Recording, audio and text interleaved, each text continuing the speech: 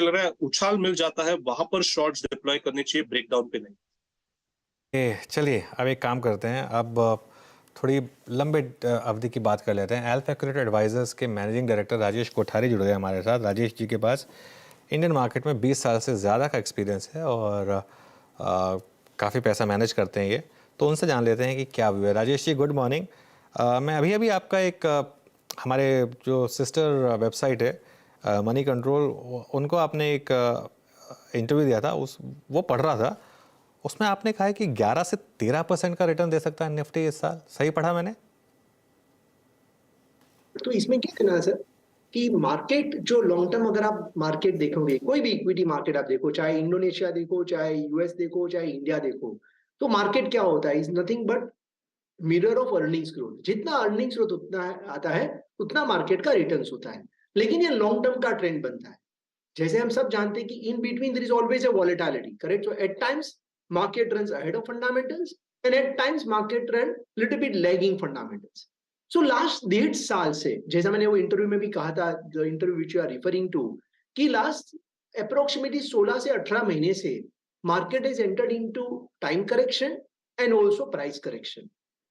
अक्टूबर 2021 में निफ्टी वाज रफली about 19,000 and today we are about 17,800 or near to that. It's about 8 to 10% price correction. और वही 16 महीने के समय के दरमियान earnings have actually grown by 30%.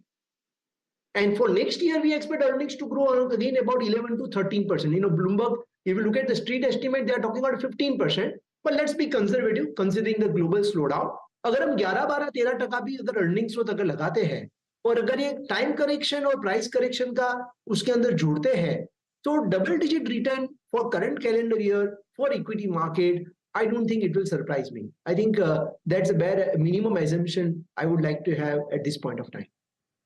Okay, तो राजेश जी फिर इस मार्केट को लीड कौन करेगा? क्योंकि बैंकिंग में काफ़ी प्रॉब्लम देखी है हमने, लेकिन पिछले 2 महीने में आईटी में ज़बरदस्त रैली है। 20% की रैली आ चुकी है आईटी इंडेक्स में ऑलरेडी, और ऑलमोस्ट उतना ही करेक्शन, जैसे थोड़ा कम, करीब 10% करीब करेक्शन आ चुका है बैंक निफ्टी में। इन दो बड़े सेक्टर्स पर क्या व्यू होगा? देखो, banking will continue to do well, क्योंकि नॉन फूड क्रेडिट ग्रोथ अगर हम देखें तो पिछले 4 महीने से very strong double digit non food credit growth आ रहा है। गवर्नमेंट का जो कैपेक्स है वो कंटिन्यूज टू रिमेन स्ट्रॉन्ग, और प्राइवेट सेक्टर कैपेक्स जो है वो शायद और 1-2 क्वार्टर लगेंगे, लेकिन उसके बाद प्राइवेट सेक्टर कैपेक्स भी बढ़ना चालू हो जाएगा। तो मुझे लग रहा है कि credit growth on non food side 12 से 13% का non food credit growth, I don't think it is very aggressive assumption. So 12 से 13% loan book growth and therefore 14 से 15% net interest income growth, I think it is likely. So I think banking will continue to do well. Credit cost, we are almost at 10-year low, so credit cost remains low, and ये जो net interest margin का जो benefit है वो शायद थोड़ा सा reverse होएगा सेकंड हाफ में, लेकिन at the same time the volume growth will compensate for the same, and OPEX, the cost to income ratio, will also probably will favor to some extent. So I think banking will continue to remain good. IT sector, I am still cautious on IT sector. मुझे ऐसा लग रहा है कि fade का ये जो rate hike का जो साइकिल है, उसमें हमें और मॉनिटर करना पड़ेगा अगले 2-3-4 महीने में कि फेड का एक्शन कितना स्ट्रांग हो सकता है। क्योंकि अगर US economy is not basically cooling off, then US Fed has to take one more aggressive step, and that means forcefully basically making slowdown, very forceful slowdown for the global companies. And if that happens, then IT companies, being most linked with the global economy, may also feel the hit. So I'm not saying we are negative at this point of IT, because valuations have corrected, but at the same time right now we are not becoming like an ultra bullish kind of thing. We'll be like wait and watch mode before we take any final view on the sector. Okay Rajesh ji, अब थोड़ा सा अगर आप देखें ऐसे sectors पे भी आते हैं जिनको हमने पिछले 2 क्वार्टर्स से पार्टिसिपेट करते हुए नहीं देखा है because of that metal prices pressure. मैं स्पेशली अगर आप देखें एक वाइट गुड सेगमेंट की बात कर रहा हूँ, जो कि 2 क्वार्टर से काफ़ी प्रेशर में रहा है since we are again I mean slipping into a summer season. इस पर बात करना बनता है। इस स्पेस में आपका व्यू क्या है इस वक्त? White good segment? I think ये इंटरेस्टिंग स्पेस रहेगी. वाइट गुड स्पेस को हमें थोड़ा और फर्दर ब्रेक डाउन करना पड़ेगा, क्योंकि ये सेगमेंट में there are couple of things which are happening. This sector has been hit hard because of, number one, there is an overall demand slowdown in both urban as well as rural India. Second, the headwind for the sector was the significant increase in input cost, resulting into, on one end, demand is slow, or second, mein cost bhi badh raha hai, so they could not increase the prices, and therefore finally impacting the margins. And third, very important, is the increasing competition within the sector. तो पहले सिर्फ जो top 5 players थे, now all the large electronic store like Vijay Sales in Mumbai, and likewise many other stores, and also online platforms, whether it's a Flipkart or Amazons of the world, and also the companies like Reliance Retail of the world, they have very aggressive plans in white goods space. So these are the three headwinds, and that's the reason why the white goods stocks have suffered the most in last 9 to 12 months. From here on, from three headwind, one is going to now become a tailwind.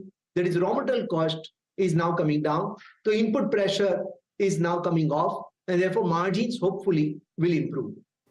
The competition side will remain intense, but last 12 months, there are many companies which have reported kind of a losses to gain market share, if I can use that term. Probably it may not be sustainable, और मुझे लग रहा है कि वहां पे थोड़ी rationality will come back. And third, the demand side जो impact हुआ है, particularly on the rural India, I think probably that will now normalize, because if you look at the overall monsoon has been reasonably good, and the farm incomes have remained good growth for this year, and therefore I think some improvement in rural demand will come back. Urban demand may continue to remain little bit sluggish. So these are positive versus negative factors, and we are watching this space. We like this space in terms of bottom-up approach. And you need to be then very, very selective that what kind of companies you are buying into to make sure that it becomes a winner.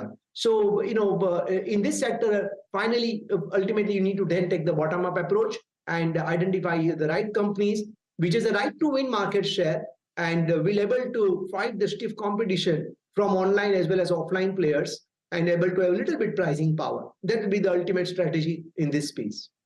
Okay, अच्छा, ये एक मुझे सवाल आपसे पूछना था फिर, क्योंकि आप एक बॉटम अप इन्वेस्टर हैं, कोई रीसेंट एडिशन जो आपने पोर्टफोलियो में किया हो, वेल डिस्क्लोज्ड हो, जिसकी आप बात कर सकते हैं? Recently we have added few companies, but I don't know whether we can talk stock specifics. But that company is basically, अगर आपके पोर्टफोलियो में तो आप कर सकते हैं बात, आप हमने पहले की है आपसे बात, अगर आपने ऐड किया हुआ है, पब्लिक नॉलेज है तो कर सकते हैं. Okay, so that's one of the portfolio which, please put a disclaimer, since now we are talking about companies. The one company which we added recently is Finolex Cables, and this is a company which is one of the top 3 companies in India in the segments in which it is operating. So we always select the companies based on our 3M approach. So market size, market share, and margin of safety. The size of opportunity, of course, is huge. Company is leading player in wires and cables, all the segments in which the company is operating. And we expect that, this company has delivered good numbers. So in last 3 years, compounded growth, अगर हम देखते हैं, so versus competition, this company has actually did little bit better, despite very tough times for the macro industry. And we expect the earnings growth to remain very solid. It's a debt-free company, very strong underlying return on business, return on capital employed, strong operating cash flows. And margin of safety is significant in our favor, because valuation-wise, it is trading at almost 30 to 40 to 50% discount compared to other companies, the peer group in which it is operating. So this is one company which we have added in what I would say building material space. So for us, we put entire consumer under one sector, whether it is a consumer durable, whether it is a consumer retail, whether it is a consumer building material, whether it is a consumer discretionary like luggage companies, and so on and so forth. So this is the one company which we have added in the recent times. चलिए राजेश जी, शुक्रिया जुड़ने के लिए हमारे साथ और अपने market thesis और ये स्टॉक्स बताने के लिए. आपका डिस्क्लेमर स्क्रीन पर एक बार फिर फ्लैश कर देते हैं. जो स्टॉक्स की बात की वो इनके पोर्टफोलियो में पब्लिकली अवेलेबल हैं और इसके लिए इस पर बात कर सकते हैं. चलिए अब एक काम करते हैं, एक बार मार्केट का रुख करते हैं वापस. 17,916 निफ्टी एट डे हाई और उसको अब पावर कर रहा है बैंक निफ्टी। और देखिए ये आज लोअर लेवल से ज़बरदस्त शॉर्ट कवरिंग। आज मार्केट ने अपने ऑप्शंस बेस को रिस्पेक्ट किया, 40,500 से एक शानदार रिकवरी, और वो 40,500 का डिफेंड करना बहुत ज़रूरी था। 2 बार टेस्ट किया उसको मार्केट ने आज, और रिकवरी अच्छी, और अब वो रिकवरी 350 पॉइंट की हो चुकी है बैंक निफ्टी में, और निफ्टी में भी वो रिकवरी करीब करीब आपको दिखाई देगी। ऑलमोस्ट 70-80 पॉइंट की रिकवरी निफ्टी में आ रही है। सचिन, कोई और ट्रेड जो आपने स्पॉट की हो इस रिकवरी के दौरान? जी अनुज जी, इनफैक्ट यहाँ पर एक कंसिस्टेंट परफॉर्मर रहा है तेजी में, वो है एलएनटी। एंड जिस तरीके से 60 मिनट्स चार्ट्स पे यहाँ पर एक फ्रेश ब्रेकआउट हुआ है, एक कंटिन्यूएशन पैटर्न या फिर फ्लैग फॉर्मेशन से, मुझे लग रहा है उसका टारगेट लगभग अराउंड 2300 के आसपास फिलहाल प्लेस्ड है। तो मुझे लग रहा है जो आउट परफॉर्मेंस चल रही है वो आउट परफॉर्मेंस इस पर्टिकुलर स्टॉक में कंटिन्यूड ही रहनी चाहिए। एंड जिस इंटेंसिटी से ये ब्रेकआउट हुआ है, तो मुझे लग रहा है इमीडिएट बेसिस पे एक काफी इंपॉर्टेंट स्विंग बन चुका है 2230 के आसपास। आई थिंक वहीं पे आपको स्टॉप लॉसेस प्लेस करने चाहिए। एंड 2300 के टारगेट के लिए मुझे लग रहा है अभी भी एलएनटी में लॉन्ग पोजीशंस बनाई जा सकती है। स्टॉप लॉस मेंटेन कीजिए इंट्राडे बेसिस पे। अगर ये वायलेट नहीं होता तो आई थिंक 1 से 2 दिनों में ही ये पर्टिकुलर टारगेट्स हासिल हो जानी चाहिए। मुझे लग रहा है एक अच्छा रिलेटिव आउट परफॉर्मर है, एंड इसकी आउट परफॉर्मेंस अभी भी बरकरार रहनी चाहिए अगले कुछ दिनों के लिए। सो खरीदारी करनी है एलएनटी के फ्यूचर्स में। ओके, एलएनटी फ्यूचर्स बहुत strong stable LNT futures. Polycab 3032 पे 3032 पे। राजेश पालवे जी, इस रेंज में 3030 से लेकर 3090 के बीच में, इनफैक्ट 3120 के बीच में बहुत सारी वाइल्ड हायर शेडोज हैं, और क्लोजर टू एक्सपायरी। दिक्कत यह है कि इसमें सिर्फ लॉन्ग ही लॉन्ग है। अभी आपका व्यू पॉलीकैब में क्या है?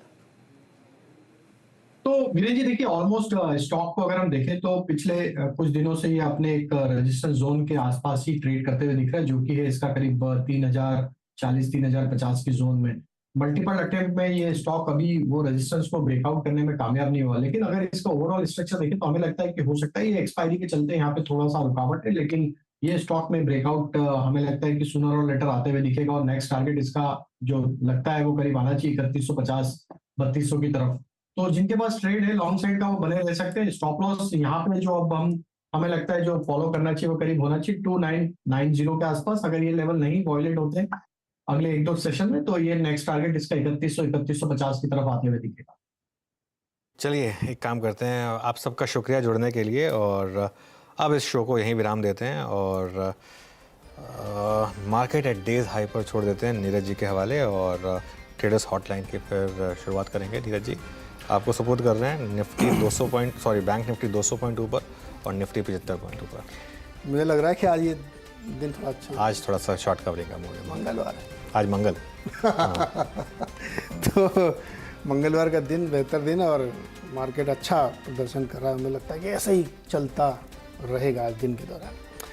चलिए एक छोटा सा ब्रेक लेते हैं, ब्रेक से लौट के आएंगे तो फिर आपकी क्वेरी सॉल्व करेंगे, जवाब देंगे।